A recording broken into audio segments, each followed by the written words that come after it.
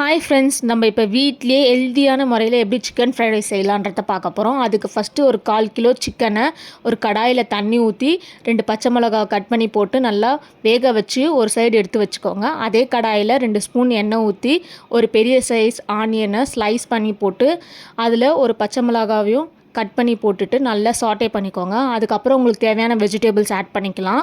இன்றைக்கி நான் carrot, beans வரைக்கும் ஆட் பண்ணியிருக்கேன். அதை போட்டு நல்லா சாட்டே பண்ணதுக்கப்புறம் காய்கறிக்கு தேவையான அளவு உப்பு சேர்த்து ஒரு 1/2 ஸ்பூன் வெறுமிளகாய் தூள் சேர்த்து அதை நல்லா சாட்டே பண்ணிக்கோங்க.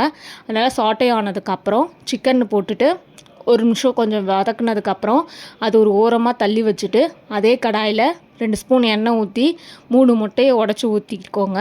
அதுக்கு தேவையான அளவு உப்பு, 1 ஸ்பூன் மிளகுத்தூள் சேர்த்து அதை நல்லா பீட் பண்ணிக்கோங்க. அது நல்லா பீட் ஆனதுக்கப்புறம் அதை சிக்கனோட நல்லா மிக்ஸ் பண்ணிக்கோங்க. நல்லா மிக்ஸ் பண்ணதுக்கப்புறம் நம்ம தனியாக வேக வச்சு எடுத்துருக்க பாஸ்மதி அரிசியை இதோட சேர்த்து நல்லா மிக்ஸ் கொடுத்துக்கோங்க. மிக்ஸ் கொடுத்துட்டு காரம் பத்தலைன்னா கொஞ்சம் மிளகுத்தூள், உப்பு சேர்த்து இன்னும் நல்லா மிக்ஸ் பண்ணிக்கோங்க.